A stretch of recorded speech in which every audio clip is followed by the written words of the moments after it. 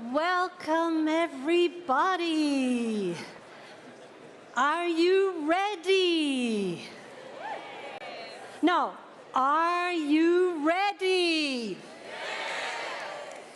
Because this session is going to be a kick-ass session for talking about women entrepreneurs, kick-ass investors, investing women entrepreneurs, and how all of us can get involved. Does that sound like a plan? Okay, so let's get started. My name is Ravanona, and I am a founder and CEO of Global Invest Her. And I want to tell you that we can change the funding game together. Are you with me on this? Okay, so before we do that, I have to tell a story. The very beginning of my story is that 12 years ago, I was just like you. I was sitting in your seat. I was a woman entrepreneur about to start my business, for some of you. And I was at a conference in London. And there were lots of women entrepreneurs there, but one speaking on the stage. And what happened? I put my hand up in the audience in the Q&A and I said, "What has been your biggest challenge?" And you know what she said to me? Access to funding. And a light bulb went off in my head, you know, like the cartoons, like the Disney cartoons. And I asked myself the question, is it harder for women entrepreneurs to get funded? So now I'm going to tell you the bad news, and then we're going to go to the good news. Is that good? Okay. So, number one, there is a lot that needs to happen. When I heard from that woman entrepreneur, and she said that access to capital was her hardest challenge, first of all, I got curious.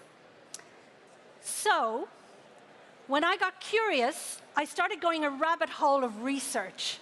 And I started to find out, I said, is it harder for women to find funding?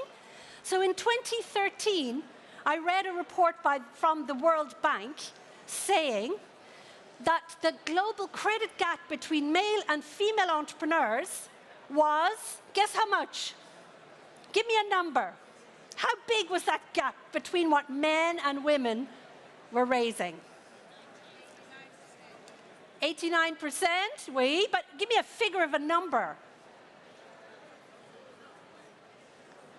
Well, when I learned that at that time in 2013, that global credit gap between male and female entrepreneurs was $300 billion, I got mad.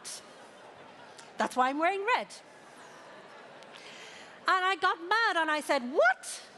And guess what? What has happened since before COVID? Where do you think that figure has gone? Better or worse? Worse. How much worse? Today, the latest figures from the World Bank say that that credit gap between male and female entrepreneurs is $1.7 trillion.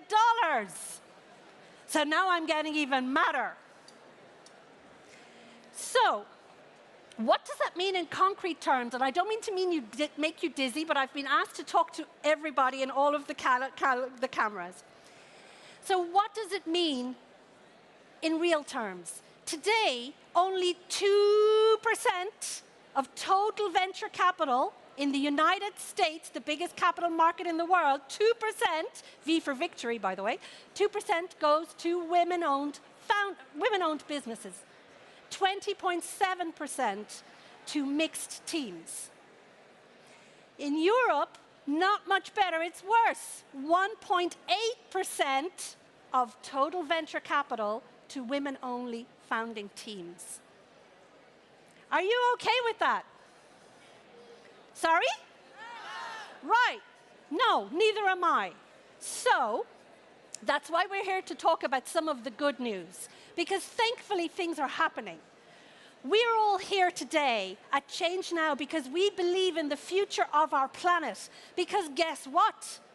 You see it on the t-shirts of all the ChangeNOW volunteers. There is no planet B. Without a planet, we do not have an economy.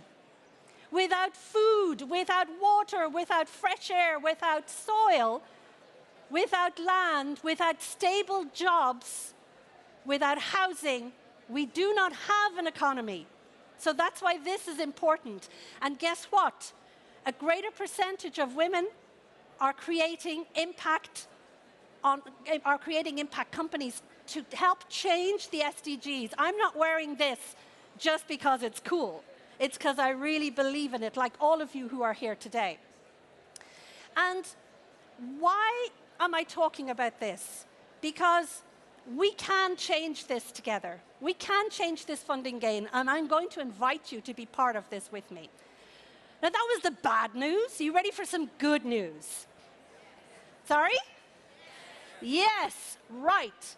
So the good news is this. Things are changing for the better. We are seeing good change.